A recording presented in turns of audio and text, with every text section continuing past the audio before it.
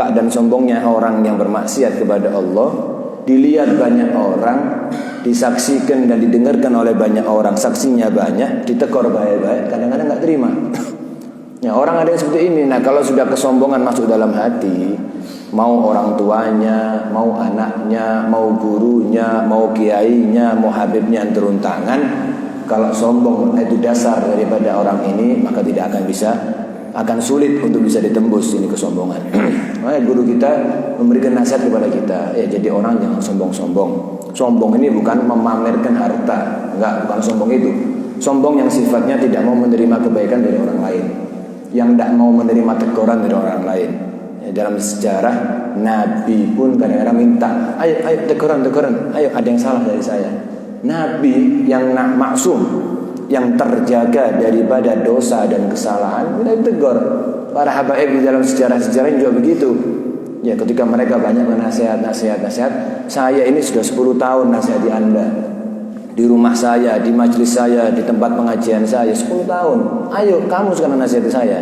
Apa yang kurang? Apa yang salah? Apa yang gak pantas dari saya? Wah, ini kemuliaan, ini namanya kerendahan diri yang sudah pada hakikatnya. Maka guru kami memberikan nasihat. Kalau kamu termasuk orang yang bertikai dengan orang lain, baik antara suami sama istri, anak sama orang tua atau kebalikannya, kemudian antara kakak sama adik, murid sama guru, maka antum harus segera islah, karena guru kami. Apa itu islah? Damai. Karena damai itu bisa dua loh ya. Damai yang kita berusaha dengan cara kita dan biasanya dikabulkan. Ada masalah sama orang tua, yang ngalah siapa? Ya jelas ya anak. Ada suami sama istri saling bertikai, yang ngalah siapa? Yang ngalah ya istrinya, biasanya begitu, atau juga suaminya. Terserah. Kalau dua-duanya punya sifat yang telah dinasihatkan oleh guru-guru kami ini, atau guru-guru kita semua para ulama, maka akan jadi baik. Maka satu sama lain berusaha islah, mendamaikan diri dengan caranya. Apa caranya? Ini lagi ngambul 3 hari boleh dari sholat al-hajr. Hendaknya seorang muslim atas muslim yang lainnya, ada mangkel, ada sakit hati, ada nggak terima dan lain sebagainya, bertahan maksimal 3 hari. Hari keempat salam-salaman lagi, hari keempat sopo-sopoan lagi, hari keempat akor lagi. Nggak boleh lebih dari 3 hari. Kalau lebih 3 hari maka tidak akan diterima amalnya oleh Allah Subhanahu Wa Taala. Cuma sholat akhirnya. Bukan berarti nggak usah sholat tetap ya, sambil terus untuk berdamai kepada orang yang bersalah atau berorang yang bertikai. Damai dengan cara kita kasih hadiah dengan harapan dulu, kita pakai fulannya dia. Mungkin dia seorang karyawan pakai bosnya, mungkin dia seorang murid dari seorang kiai lewat kiainya. Kiai, saya kekiran saya punya, sampean punya murid, mohon didamaikan, saya insaf. Ya mungkin yang salah dia, cuman saya minta maaf. Yang salah dia, yang minta maaf saya. Kenapa? Supaya nomor kedua nggak jatuh sama saya. Apa nomor 2? Islah minallah. Kalau islah dengan cara kita, paling membayar, paling cuma ngasih beras, minta maaf, egois, kesombongan, sing salah sopo sing minta maaf sopo, paling begitu toh. Terus harga diri yang mungkin dibawa-bawa sama kita, harga diri saya itu kan yang membuat kita tidak minta maaf. Wes buangan harga diri kita minta maaf, selesai. Gak sombong-sombongan lagi, gak bisa hendak putus hubungan lagi, tetap berhubungan. Walaupun ada trauma tetap berhubungan. Kenapa? Kalau sampai islah yang kedua itu islah dari Allah, damai dari Allah, maka gak baik. Contoh, ada kejadian suami istri gak akor-akor, yang kadang-kadang suaminya begini bertahun-tahun, suatu saat kebalik, istrinya yang begitu bertahun-tahun. Al-muhim gak tahu ketemu. Padahal kadang-kadang umur sudah tua, kadang-kadang umur sudah tidak sepantasnya untuk bertikai terus-menerus, atau anak sama orang tua terus begitu, gak mari-mari. Akhirnya kelak seorang istri yang dizalimi sama suaminya terus, baik lewat lisannya atau lewat tingkah lakunya, atau baik dengan memutuskan nafkahnya, atau baik dengan apapun bentuk kezalimannya, kelak akan Allah islah. Allah akan damaikan dengan caranya Allah. Dengan caranya Allah bagaimana? Nanti si suami Allah stroke. Ketika dia stroke, naudzubillah min dzalik, semoga kita termasuk orang-orang yang selamat daripada segala bentuk penyakit. Si orang ini akan sadar, si suami sadar, gak ada yang di sebelahmu kecuali istrimu yang kau zalimi selama ini. Tapi sudah stroke. hanya bisa menangis. Kenapa? Yang saya zalimi masih rela. Padahal kalau dia mau kabur bisa, kalau dia mau pergi bisa, kalau dia mau bunuh saya sekarang gampang, masukkan aja pil racun mati. Ya Allah, dia masih ridho setahun, 2 tahun, 3 tahun, kadang-kadang sampai 10 tahun tetap dirawat. Padahal suaminya zalim kepada dia. Ini namanya islah dari Allah. Gurunya sudah nengai, wis ojo zalim, wis wayahe nafkah ya dikasihi, batin dikasihi, urusan anaknya enggak mau, zalim lagi. Ditengahi sama tokoh masyarakat, enggak mau. Orang tuanya nengai, enggak mau. Mertuanya nengai, enggak mau. Punya anak enggak tobat-tobat, punya cucu enggak eling-eling. Allah yang turun tangan. Diseturkan sama Allah, disakitkan sama Allah. Di saat dia nggak bisa ucapkan apapun ucapan, ketika dia nggak mampu bergerak apapun untuk terima kasih berjabat tangan, tidak mampu mengucapkan terima kasih, mendoakan, menampakkan kesenangan dia atas kesetiaan seorang istri, dia akan sadar, ya Allah, cuma istri saya yang baik selama ini. Kenapa? Kadang-kadang anaknya sudah nggak di rumah, jenguknya sehari sekali. Assalamualaikum, waalaikumsalam, salim, selesai, kopi, pulang. Seminggu sekali anaknya, yang ada hanya istrinya saja. Di saat itu ini kejadian adalah kejadian yang namanya diislahkan sama Allah, didamaikan dengan Allah dengan cara paksa. Naudzubillah tsumma naudzubillah min dzalik. Maka orang-orang yang punya hati yang baik itu harus qalbun salim. Di dalam ayat Quran Allah Subhanahu wa taala berfirman, yauma la yanfa'u malu wala banun illa man atallaha biqalbin salim. Kelak akan ada satu hari, katanya Allah, yang tidak akan manfaat harta yang kita tumpuk-tumpuk, tidak akan manfaat sertifikat yang kita simpan sedemikian rupa rapinya, tidak akan manfaat semua yang kita bangun di atas muka bumi ini atas nama kita, yang kita kumpulkan daripada kendaraan, bahkan banun, anak, istri, semuanya tidak akan memberikan manfaat kelak di hari itu. Artinya apa? Setiap daripada manusia akan mengucapkan dengan ucapannya para anbiya wal mursalin, yaitu nafsi, nafsi, sendiri-sendiri. Yang suami sama istri kalau sudah di hari itu gak buju-bujuan, pas. Yang Nabi dengan umatnya selain Nabi Muhammad SAW, yang bukan Nabi Muhammad, sama Nabi Adam, saya umatmu, mau apa? Syafaat. Nafsi, nafsi, sendiri-sendiri. Saya nggak tahu. Saya ngurusi saya, kamu ngurusi kamu. Yang anak kepada bapak, nafsi, nafsi. Anak nggak bisa nulung bapak, bapak nggak bisa nulung anak di hari itu.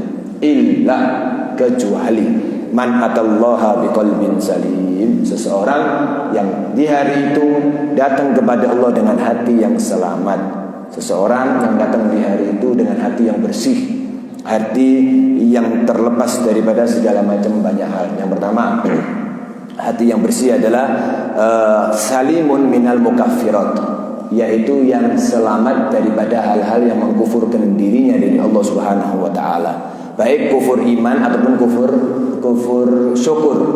Kufur iman, naudzubillah, enggak iman sama Allah, menduakan Allah, meyakini ada makhluknya Allah yang bisa melakukan kekuasaan di muka bumi ini selain lewat Allah Subhanahu wa taala. Atau kufur daripada kufurnya syukur. Ya, dikasih banyak nikmat enggak diiling-iling belas. Dikasih banyak rezeki sama Allah, enggak diingat-ingat sama sekali, enggak ada syukur sama sekali. Maka orang ini bukan orang yang qalbun salim, bukan orang yang hatinya bersih.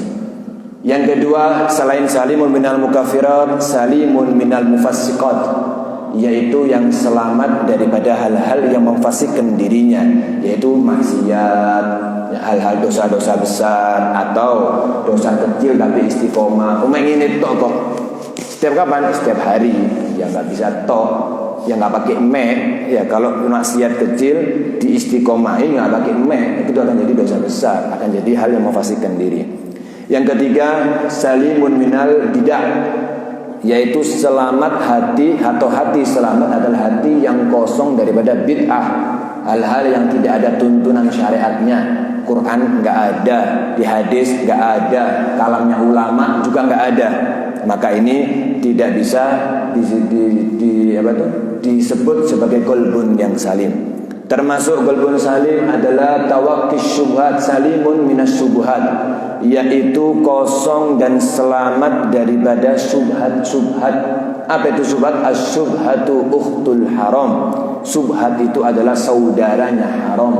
Kebanyakan syubhat itu akan jatuh kepada keharaman. Banyak yang subhat-subhat. Apa sesuatu yang nggak jelas? Makanan juga bisa dilihat. Makanan ini kok warnanya beda ya? Biasanya warnanya merah begini, sekarang merahnya nggak begini. Dari mana?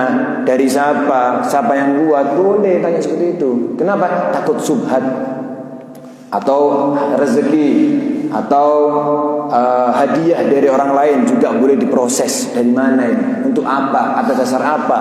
Kenapa? Jangan sampai masuk ke perut kita dalam keadaan yang tidak halal atau subhat. Maka diceritakan ada seorang asing melakukan perantauan ke negeri orang. Di saat itu memang dia mencari masjid. Kebetulan di masjid itu ada majelis. Dia duduk sebagai orang asing, melihat ada seorang anak muda masuk ke masjid atau majelis ini dalam keadaan congkak dan sombong. Wah, pakaiannya bukan pakaiannya orang ke masjid, topinya bukan topinya orang ke masjid, jam tangannya bukan jam tangannya orang ke masjid. Orang kalau mau ibadah itu sekhusyuk mungkin uang duniawinya, sekhusyuk mungkin, sewangi mungkin. Ini tidak dengan kesombongannya, dengan pakaiannya, dengan celananya, mungkin dengan jasnya kalau zaman sekarang. Sampai orang ini kaget. Orang yang di masjid, yang orang kampung situ nggak kaget. Memang gini enak, ini anak setiap hari begini. Tapi orang asing ini bingung. Dulu. Kaget. Tak lama kemudian ada orang tua di belakangnya jalan dengan tongkatnya, tawadhu, masuk ke masjid disalami, assalamualaikum. Ada orang disalami. Al-muhim sholat, ya 2 rakaat penuh dengan khusyuk. Ngelihatnya adem. Kebalikan daripada si muda ini. Akhirnya si asing ini tanya karena nggak kuat mau menunggu selesai majelis. Takut ini siapa? Yang muda anaknya, yang tua bapaknya. Yang tua ini ulama kita, ustadznya kita, tokoh masyarakat kita, tokoh agama kita. Tapi anaknya begitu. Duh, yang isi majelis itu, iya itu bapaknya. Yang congkak itu anaknya. Bingung orang. Selesai majelis, salam-salaman, kemudian tanya, wahai imam, wahai syekh, wahai ustadz, pemuda tadi sinten itu, siapa itu? Oh, itu anak saya. Oh, bingung. Mau komen tidak berani karena benar-benar anaknya. Oh ya. Kenapa? Kaget kamu ya? Oh enggak, Lu enggak apa-apa, kaget ya? Iya, saya kaget kok ada bapaknya soleh kayak begini, anaknya kayak begini di rumahnya Allah nih. Di masjidnya Allah kayak begitu congkaknya. Kok enggak takut? Ya, tak ceritani. Sebetulnya aib cerita ini bagi saya. Cuman tak ceritani supaya faja'alna ibratan linnas, supaya ada ibrah, ada bahan untuk kita berpikir ulang bahwasanya ada loh kejadian seperti ini. Jangan-jangan kejadian ini bisa kejadian sama kita. Dulu pernah suatu saat saya keluar dari rumah, yang menggunakan kuda saya keluar. Di pertengahan jalan saya mendapati bahwasannya perut saya ini dalam keadaan lapar. Biasanya nggak selapar ini. Biasanya laparnya bisa ditahan. Untuk kali ini lapar nggak bisa ditahan. Berat laparnya. Sampai-sampai orang-orang sekitar ngomong, wahai ustaz, wahai syekh, ulango. Kenapa? Ucet nih dengan semaput dulu. Bisa bahaya loh ini. Oh iya kan? Ini harus gemeteran ini. Ngangkat sesuatu gemeteran. Diantarkan pulang sama orang kampungnya, sama guru, sama murid-muridnya. Sampai di rumah, manggil istrinya nggak keluar. Manggil pembantunya, wahai fulana, wahai pembantu, ambilkan makanan, saya nggak kuat ini, sudah mau gemeter. Si pembantu karena melihat tuannya dalam keadaan gemeteran yang nggak biasanya dia begitu, dalam keadaan pucat yang nggak biasanya dia begitu, dia ambilkan makanan bungkusan disuguhkan. Si chef ini lupa, biasanya kontrol soal makanan, ini enggak. Karena tujuannya supaya saya nggak sakit. Kalau saya sakit, saya nggak bisa ngajar, saya nggak bisa dakwah, saya nggak bisa belajar, saya nggak bisa menyenguk murid-murid saya yang ada di lapangan. Makan. Saya makan, dapat sejam 2 jam, dia sadar, duh, makan ini bungkusannya kok bagus, makanannya kok mewah. Sedangkan selama saya menikah sama istri saya nggak pernah masak-masakan semewah ini, dan nggak pernah kayak begini, nggak pernah. Oh, jangan-jangan resep baru. Tanya sama istrinya, wahai istriku, apakah ini resep baru? Mana? Loh, bukan. Ini punya siapa? Gak tahu punya siapa.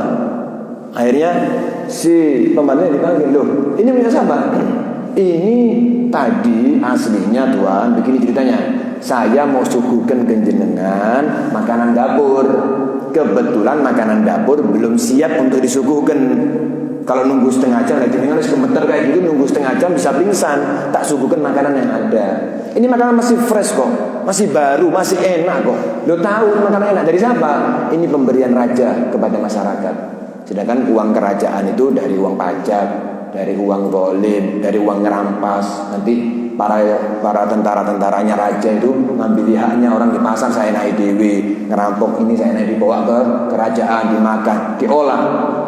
Bingung ulama. La ilaha illallah, sudah masuk beberapa jam yang lalu Anda baru ngomong takoyak, ya diogrok, tidak keluar kecuali sedikit. Tidak keluar, akhirnya dia berenung, ya Allah, ya apa nih? Apalagi sudah masuk, dikeluarkan juga tidak bisa, sudah terlanjur. Malam itu seorang suami ini maaf datang syahwatnya untuk mendatangi istrinya. Akhirnya terjadilah hubungan suami istri di malam itu. Katanya beliau si ulama, nah hasil hubungan suami istri saya sama istri saya malam itu jadinya anak ini. Kenapa? Makanan yang saya makan di pagi hari, maaf di malam sudah jadi sperma, sudah jadi mani. Nah jadilah maninya itu anak saya ini. Satu kali makan di dalam seumur hidup, makanan subhat yang belum tentu haram, jadinya seperti itu. Anaknya dibawa ke Ka'bah, gak ngefek untuk jadi tobat. Dibawa ke Madinah ziarah, gak ngefek. Dibawa ke kiai-kiai, ke ustaz-ustaz, disubuk model apapun, gak bisa merubah takdirnya Allah. Kenapa? Maaf, tercipta dari kesalahan kita sendiri, memasukkan makanan seenaknya sendiri, memasukkan makanan tidak pakai milih, ya, apalagi bekerja dengan cara yang tidak dihalalkan, untuk bersabar hanya mentok 60 tahun lebih bonus dari Allah, jadinya anaknya. Sehingga kalau sudah anaknya nggak karuan, ini anaknya ulama loh ya, yang setiap harinya wiritan, sholawatan, ngajar, khair, kebaikan, ibadah, nggak sengaja makan sekali, nggak sengaja, jadi anaknya kayak begitu. Kita nggak bahas husnul khotimah atau suhul khotimah, ini anak nggak tahu. Yang pasti hidupnya merepotkan bapaknya, dan bapaknya seorang guru dan bikin malu. Setiap sholat bapaknya tuh malu, duwe anak ke masjid congkak, sombong, almuhim aturannya nggak dipakai sudah. Malu setiap malu. Tapi apa lagi? Wong itu anaknya dia, binnya bin saya. Nauzubillah min dzalik. Maka perlu untuk menjaga makanan supaya hati ini selamat. Nah, beliau meneruskan daripada Nasr Buah Haddad, telah mengetahui orang-orang yang punya hati yang baik, mempunyai akal yang lurus, annahum, bahwasanya mereka yaitu para muslimin yujzauna ma kanu ya'malun. Orang muslim ini harus sadar atas apa-apa yang mereka kerjakan akan dibalas oleh Allah Subhanahu wa taala. In kana khairan fa khairun wa in kana syarran fa syarrun. Kalau ada amalannya ini amalan baik, ya balasannya Allah baik. Kalau ada amalan ini jelek, maka balasannya Allah juga jelek. Maka yang sudah beramal baik, jaga diri, jangan sampai riak, jangan sampai sombong, jangan sampai ujub, keceplosan cerita, apalagi bikin status, hilang pahalanya. Jangan ya, kadang-kadang status ini kita nggak sadari, kalau status itu bisa membuat kita hilang. Status jangan ibadah. Nasihatnya ulama boleh, fotonya ulama boleh, foto sendiri tidak apa-apa. Tapi kalau dalam keadaan alhamdulillah sudah istiqomah 10 tahun qiyamul lail, ya orang semuanya ngelihat, hilang akhirnya nanti ya. Kecuali ada satu keadaan nanti foto video itu bisa membangkitkan daripada semangat orang, mungkin bisa. Cuman rata-rata bisa menjatuhkan orang kepada riya ya, zaman sekarang berarti ya. Wa yahsuduna ma yazra'un. Mereka orang-orang yang dikasih akal dan hati oleh Allah harusnya sadar kalau mereka akan memanen apa-apa yang mereka tanam ada di dunia. Ad-dunya mazra'atul akhirah. Dunia ini adalah ladang untuk bertanam, manennya ada di akhirat. Siapa orang yang memperbanyak amal soleh ada di dunia, baik lewat sedekahnya, baik dengan berbuat baik kepada tetangganya, baik memuliakan tamu yang datang ke tempatnya, baik seorang suami memperbanyak nafkah istrinya atau kepada anaknya, al-muhim amal soleh, saling salaman kalau ketemu, saling assalamualaikum kalau ketemu, memakmurkan masjidnya Allah, macam-macam amal soleh, kelak semua ini akan dicatat oleh Allah, catat oleh mereka.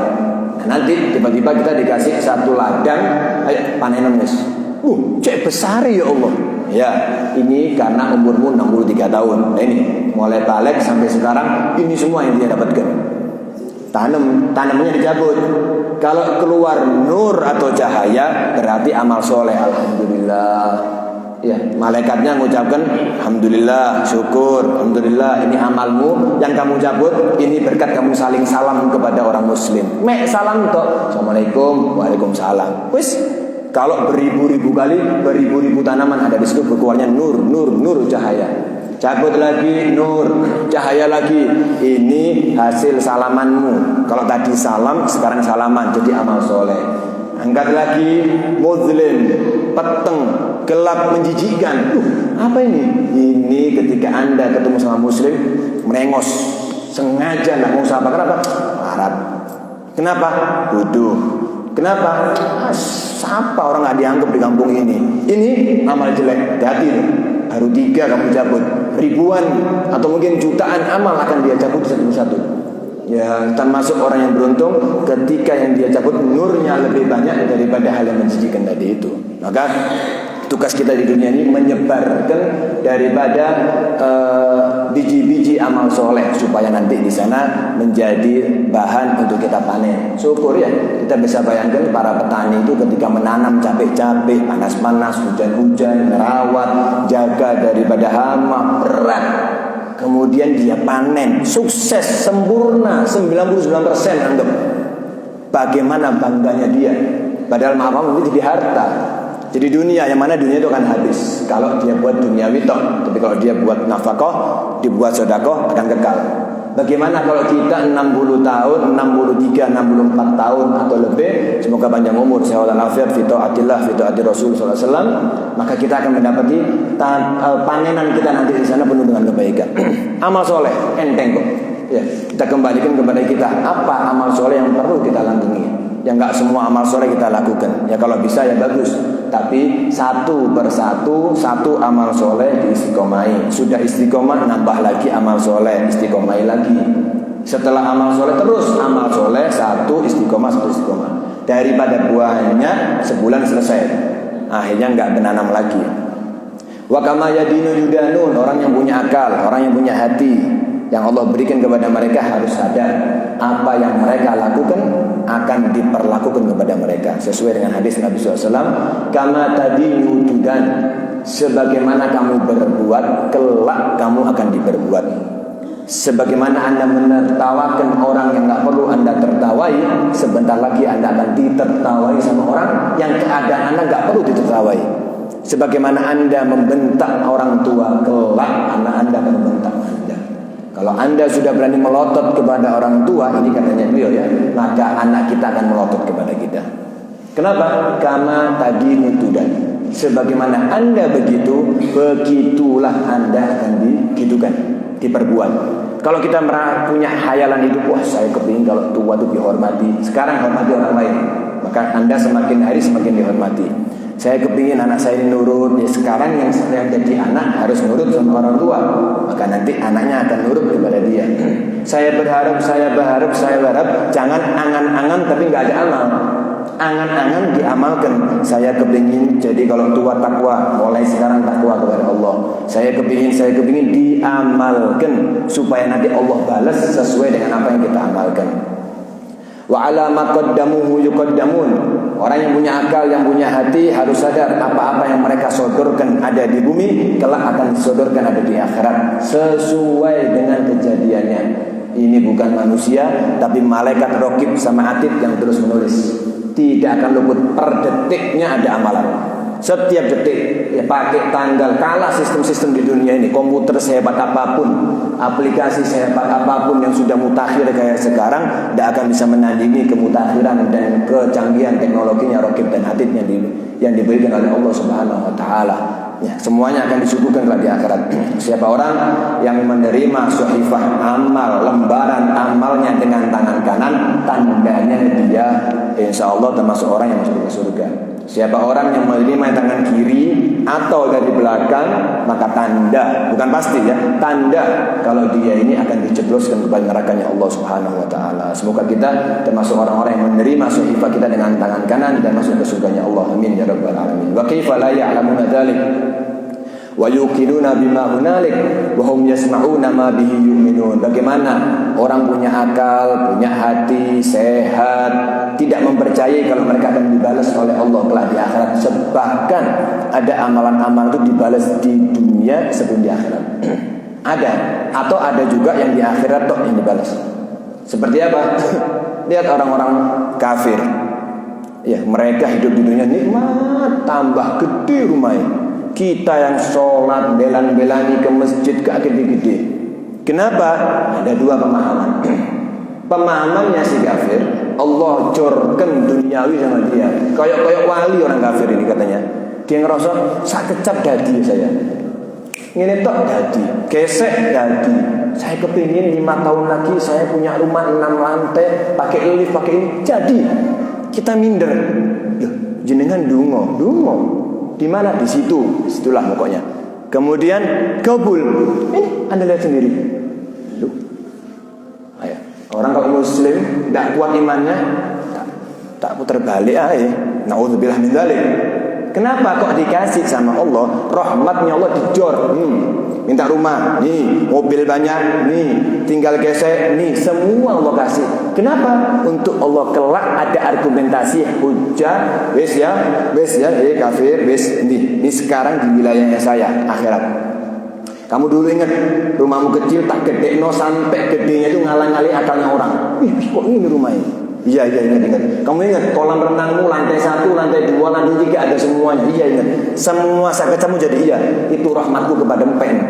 Tapi sekarang di akhirat jangan harap minta rahmat. Satu doa pun daripada kamu gak bakal saya terima. Pen sudah. Itu orang kafir. Dilulur sama Allah. Mau. Kenapa? Hidup gak sabar ya. Enak tok. Mobil enak, supir banyak, pembantu banyak, sister ada. Ini enak tok. Kenapa? Enakmu di dunia, tapi di akhirat tidak satu pun keenakan untuk Anda. Kenapa? Rahmatku tak jorno kabeh di dunia, di akhirat tidak ada rahmat untuk Anda. Ini orang kafir. Ada orang muslim yang diperlakukan sama Allah seperti ini. Siapa? Orang-orang yang kena istidrajnya Allah. Sama, bedanya dia muslim, dia mukmin. Seperti apa? Seperti orang yang kerjaannya haram. Kerjaannya uangnya uang haram. Enggak tambah melarat, padahal di pengajian ini siapa orang yang kerjanya begini dan begitu, Allah tumpeskan, enggak tumpes-tumpes. Allah hancurkan, enggak hancur-hancur. Seperti Fir'aun, enggak belas. Seperti Korun, enggak, tetap tambah enggak. Korun kan umpes ke bawah, tambah naik rumahnya ke atas. Waduh, tambah banyak. Ya, jangan hasud, jangan iri, enggak perlu diiri. Kenapa? Sama seperti si kafir. Allah corno semua rahmat. Kepingin ini jadi, kepingin itu jadi. Tetangga bulan punya mobil ini, dia punya mobil itu 2. Wah, tambah tinggi. Kenapa? Kelak kalau saya di akhirat, hei muslim yang cuman Islam KTP-nya tok, sholat gak sholat, zakat gak zakat, puasa gak puasa, haji gak haji, umroh gak umroh, ketahuilah semua yang kamu minta di dunia tak kasih, padahal kamu lagi melanggar sama saya, padahal kamu gak sepenuhnya iman kepada saya. Tapi sekarang di akhiratku gak ada rahmat bagi kamu. Masuk surga satumu nanti kalau wis bersih laundryannya, multune wis entek, tak masuk ke surga karena Islamnya, bukan karena amalnya. Karena orang Islam pasti masuk surga, pasti. Cuman masuk surga pakai laundry atau masuk surga tanpa laundry. Semoga kita termasuk orang-orang yang masuk surga bila hisab, tanpa dihisab oleh Allah Subhanahu wa taala. Istidraj ya, dilulur sama Allah. Tapi kalau orang muslim sabar, dungo 10 tahun gak kabul-kabul. Ya jangan Allahnya yang disalahkan, jangan fulannya yang diunggulkan. Mungkin ada kita yang salah. Yang kedua, mungkin Allah sayang sama kita. Kenapa? Gak tak kasih di dunia, kamu istana di dunia, tak kasih istana di akhirat. Pokoknya sabar. Jangan suudzon sama saya, jangan mencaci Allah. Percuma aku sholat, kabul gak dikabul. Jangan, terus saja. Kenapa? Sabar demi sabar ini akan jadi argumentasinya Allah untuk Allah ngejorkan rahmatnya dari akhirat. Fulan bin Fulan maju hadapan Allah. Malaikat sudah nonton semuanya nih. Yang adab siap dengan pecutnya, yang rahmat siap dengan pelukannya. Tinggal tunggu perintah. Wahai fulan, ini malaikatku, ketahuilah, ini hambaku sabar, minta rumah gede, kata kasih. Minta kendaraan yang mewah, nggak tak kasih. Minta, tak tunda semuanya. Kamu lihat hambaku kepada kananmu. Nah, salah, contoh ini ya. Ini gambaran aja. Nonton, itu apa? Itu kuda ya Allah. Itu ada buruk. Ferrari apa buruk yang lebih mahal? Buruk nih, nyampe. Tak di pantok, nyampe itu buruk. Ferrari ini kecelakaan bisa mati. Ya buruk kepreset tidak ada. Ceritanya buruk kecelakaan boleh kebanderan riming enggak, kampas enggak ada. Buruk sak pecah. Jadi kamu minta rumah itu istana. Ada enggak kira-kira istana yang aku bangunkan, Allah yang bangunkan untuk kamu sekarang yang kamu lihat di dunia ada yang lebih itu? Pernah lihat kamu di YouTube orang terkaya dunia rumahnya itu? Enggak pernah. Ya Allah, nih rumah buat kamu. Kamu dulu minta ini, minta itu, ini ada semuanya. Tak tahan semua kamu punya amalan, kemudian saya taruh ada di surga. Nah, kamu sekarang sabar. Maka ada hujah saya untuk masukkan kamu ke surga dengan segala nikmatnya karena kamu sudah bersabar. Nah, kita orang mukmin memang ditakdirkan untuk begitu karena Nabi SAW sudah wanti-wanti kita. Idza ahabballahu 'abdan ibtalahu. Seorang hamba, jika Allah cinta sama hamba ini, tandanya dikasih cobaan. Kalau nggak dikasih cobaan, kita harus curiga. Kok enak ya Abu Urip ya? Ini dadi ngono, dadi so kerja iki dadi boleh suudzon, boleh mikir negatif, boleh mikir positif untuk sama-sama positif. Negatifnya apa? Sik. Apakah saya sama seperti orang muslim tadi yang dijor oleh Allah di dunia untuk tidak dikasih nikmat di akhirat? Mikir, maksiat apa kita? Ya Allah, honor maksiat, istighfar. Oh, kenapa? Jangan sampai saya jadikan ya Rabb, engkau jadikan saya muslim yang diistidraj. Jangan ya Allah, benar-benar nikmat. Jangan sampai ini argumentasi ya Allah. Sebagaimana engkau nikmatkan di dunia, seakhirat-akhirat ya Allah. Atau pikir positif, alhamdulillah mungkin barokah umi saya yang doakan saya. Oh mungkin barokah ibu saya atau orang tua saya, guru saya. Oh mungkin barokahnya ini, barokahnya itu. Pikir positif untuk semakin semangat. Karena saya yakin ibu saya kabul tak parani bendino. Sebelum buka toko salaman, sebelum ngajar salaman. Assalamualaikum. Pulang toko, pulang ngajar salaman, baru pulang ke anak istrinya. Tambah kuat. Kenapa? Dia sadar, dia husnudzon, amalan dia baik dan mengantarkan kepada kebaikan. Bukan terus berhenti. Wis mari wis oke kok. Enggak, terus semakin tunduk untuk istiqomah dalam amal baik. Teringat hadis idza ahabballahu 'abdan ibtalahu. Ada seorang suami istri. Si suami ini lagi puncak-puncaknya cinta kepada istrinya. Kasmaran, ada cinta yang puncak. Wah, dipuji sama orang-orang. Kamu tak lihat-lihat kayaknya sama istrimu super cinta. Wah, terus tidak ada yang bisa memisahkan saya sama sekali. Apapun, tidak ada. Subhanallah, si suami ini pulang ke rumahnya mendapati istrinya seperti biasanya. Ya baik, ya melayani dengan baik. Kemudian suaminya nanya, wahai istriku, detik ini nih, hari ini aku udah cinta-cintanya sama kamu lebih daripada saat kita mantan pertama. Kamu minta apa saya akan kasih. Orang kaya ini ngomong, saya kecapmu tadi, insya Allah selama saya punya saya akan kasih hadiah kepada istri, pahala. Ngasih kepada istri pahala besar. Ngomong istri, ngomong. Kamu yakin saya mau suruh ngomong jujur apa ngomong bohong? Kalau ngomong jujur, ya jujur dong. Masa bohong? Ya jujur. Ceraikan saya. Duh, saya ini baru muji kamu nih. Saya ini baru mengatakan cinta kepada kamu. Saya mau ngasih hadiah yang belum pernah saya kasih selama ini. Lah kamu minta cerai? Maaf gini, wahai suamiku, saya ini muslimah, alhamdulillah. Ya masih yang ini gak mondok, saya belajar, saya majlis taklim, saya dengarkan ceramah tak rungokno sama saya. Ada hadis yang mengatakan jika Allah cinta sama hamba dicoba. Ono cobaan nih, ono lugure, ono nangis bersamai.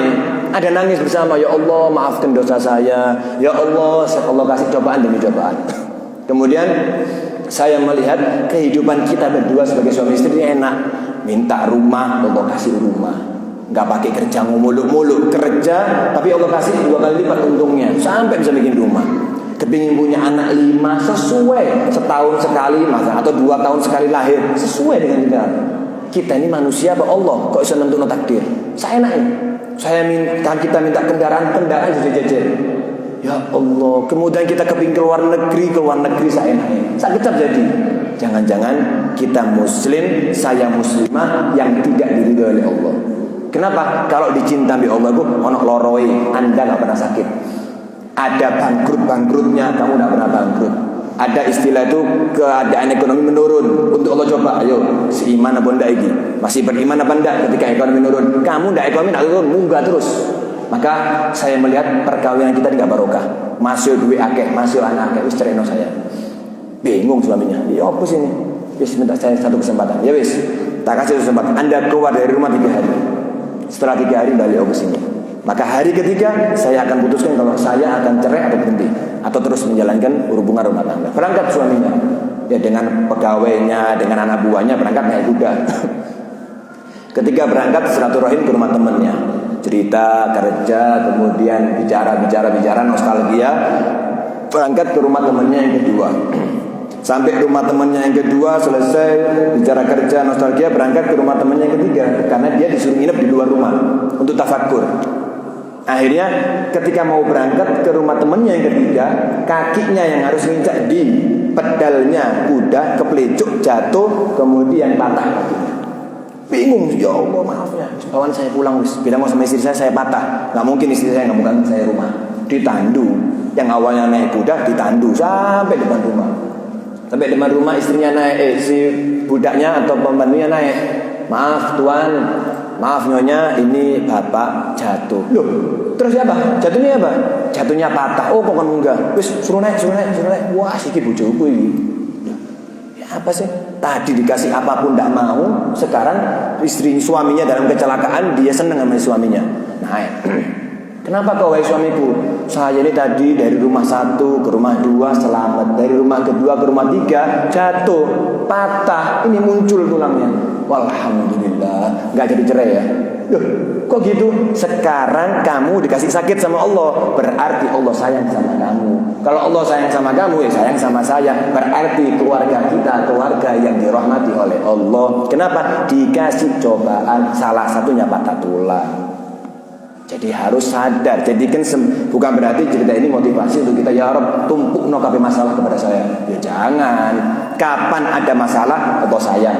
Kapan ada kena permasalahan berarti Allah cinta sama saya. Tinggal kita berusaha, berjuang, sabar supaya kita mendapatkan ridhonya Allah Subhanahu wa taala. Auliyanya Allah itu hanya mengejar satu harapan. Harapannya namanya dalam bahasa Arab Ridwanullahil Akbar. Itu harapannya para salafus saleh. Apa Ridwanullah Akbar? Yaitu keridhaan Allah yang terbesar ketika hadapan antara hamba sama Allah. Apa daripada dampak Ridwanullah Akbar? Orang hamba kalau dikasih Ridwanullahil Akbar sama Allah, ditakdirkan melihat Allah, ditakdirkan mendengar kalamnya Allah.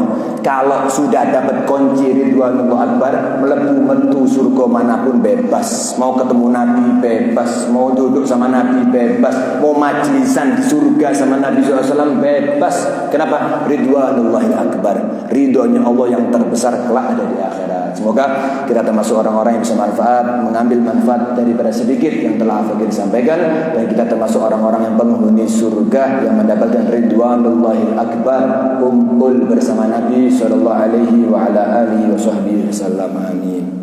Ada? Belum. Terakhir satu cerita, mungkin kurang 5 menit ya. Satu cerita. Hati yang bersih.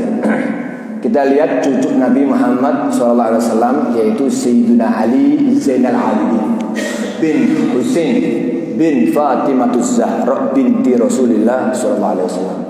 Cucu kental ini ya, darahnya masih darah Nabi. Si 4 tok, kan Nabi cuma 3. Sayyidina Ali Zainal Abidin seseorang yang qalbun salim, hatinya bersih, akalnya lurus, yang enggak gampang terbawa nafsu dan egois, sombong atau syahwatnya. Suatu saat pernah beliau sholat di Masjid Nabawi, sholat di masjidnya kakeknya, Masjid Nabi Muhammad. Beliau sholat. Di sebelahnya beliau ada orang kaya bawa, atau ada orang pedagang bawa 1 kresek harta, kresek uang 1.000 dinar taruh. Merasa menaruh uang 1.000 dinar. Ketika dia berangkat ke kudanya, uang 1.000 saya mana ya? Dilihat di masjid ada. Saat masjid besar itu cuma ada Sayyidina Ali tok. Oh, maling pura-pura sholat. Oh maling pura-pura imaman. Oh maling pura-pura kayak ulama Sayyidina Ali Zainal Abidin. Gantengnya kayak apa? Akhlaknya dinta ini sampai salam. Assalamualaikum. Assalamualaikum. Wes, ojo pura-pura sholat. Maling. Balik uangku. Kamu bicara sama saya. Iya Anda yang pura-pura jadi ulama, yang pura-pura ganteng. Balik uang saya. Uang yang mana? Saya tadi sholat di sini bawa uang 1000 dinar akhirnya kresek. Gak ada lagi orang di sini kecuali kamu dan kamu maling. Balik no. Kemudian Sayyidina Ali bilang, ya wes, ayo ke rumah. Dibawakan sampai ke rumah, diambilkan uang 1000 dinar, dimasukkan kresek. Mungkin kresek zaman dahulu kembar semua. Kasihkan. Ini uang buat kamu. Bukan uangmu, ini uang buat kamu.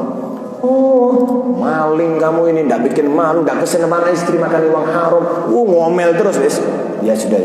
Sayyidina Ali melanjutkan ibadahnya. Ketika beliau si orang ini yang mencaci ini keliling-keliling selesai daripada urusan duniawinya, pulang ke rumah buka pintu. Assalamualaikum. Kaget melihat di meja ada kresek berisikan uang 1000 dinar. Dia mikir, di tangan kanannya ada uang 1000 dinar, di sini ada uang 1000 dinar. Loh, istriku, ini uang siapa? Tadi jenengan keluar rumah tak pengoi, tidak dengar. Mas, uangnya jenengan ketinggalan. Jenengan ke masjid tadi nggak bawa uang. Loh, katanya istrinya, yang di tangan jenengan uangnya siapa? Ya Allah, saya telah menuduh orang mencuri dan orangnya diem tok. Dituduh mencuri, dibalik namanya uangnya. Ya Allah, lari nih orang. Ya orang kampung Madinah sudah nunggu, gemes sudah. Kenapa anak putunya Nabi dilokno? Hei kamu tidak sadar? Ya maaf. Itu siapa yang mencaci itu? Saya nggak tahu. Mukanya ganteng, mukanya kayak wong soleh. Kok koyoke? Itu Sayyidina Ali Zainal Abidin bin Husain yang kakeknya dipenggal oleh para orang-orang dolim untuk mempertahankan agama Islam. Yang kemudian itu Husain anaknya Sayyidina Fatimah Zahra, kemudian binti Nabi SAW. Putune Nabi kamu caci-caci maling, kamu bilang rampok. Ya apa? Ya Allah, nangis ini orang dikembalikan. Wah Imam Ali, saya minta maaf, Sayyidina Ali maafkan. Sungguh saya telah memaafkan Anda ketika Anda bilang saya maling. Kalau kita al-fakir sama antum, kalau dicaci kan mau ngamuk nggak bisa. Banyues, jadung di sini. Nunggu proses pendinginan dulu baru maafkan. Iya oleh memaafkan. Kadang-kadang anak turunan semua dijabut. Anak turunan dijak benci. Kadang-kadang kalau kita emosi sesaat 1 jam 2 jam 2 jam kita dalam keadaan emosi kepada sama muslim. Tapi Sayyidina Ali saking bersihnya hati, kapan dicaci langsung memaafkan. Hei kamu maling, saya nggak maling, tak maaf no kamu. Hei kamu perampok, saya nggak ngerampok, tak maaf no. Terus dimaafkan. Tidak ada satu hati 1 detik dalam keadaan benci kepada muslim. Kemudian katanya si orang ini uang tak kembalikan ya. Oh enggak, nahnu ahlul bait idza a'tayna syai'an lam nastarid. Aku ini cucunya Nabi. Lek wis ngekei gak balik. Pen. 1000 dinar ratusan juta. Ambil 1000 keping emas. Kita ngelihat ya, emas anting 1 aja jutaan. Anting, ini keping emas 1000. Berapa ratus juta? Berapa miliar dikasih kentok. Sudah nyaci dapat uang miliaran. Naudzubillah ya. Cuma yang janji ahli penyakit. Tapi diakhiri dengan taubat. Ini contoh orang-orang yang qalbun salim, hatinya yang baik. Begitu juga para aulia sholihin, para ulama, para guru-guru kita, para habaib kita. Mereka termasuk orang-orang yang baik. Nangkanya oleh angkat tangan, ngucap mandi, angkat tangan, ngucap mujarrab. Kenapa? Qalbun salim, hatinya bersih. Semoga kita ditakdirkan oleh Allah untuk merasakan hati yang bersih sehingga segala doa kita termasuk doa-doa yang mustajab oleh Allah Subhanahu wa taala, dan Allah akhirkan daripada umur kita dalam keadaan husnul khatimah. Amin ya rabbal alamin. Ala hadhihi niyyah wa ala qadri salihah wa ala man wasalafuna wa rijaluna syekhuna fi mithli qiraati fi kitab jalsatin nawaina wa ila hadratin nabi Muhammadin sallallahu alaihi wasallam bi sirril Fatihah. Bismillahirrahmanirrahim. Alhamdulillahirabbil alamin arrahmanirrahim. Assalamualaikum warahmatullahi wabarakatuh.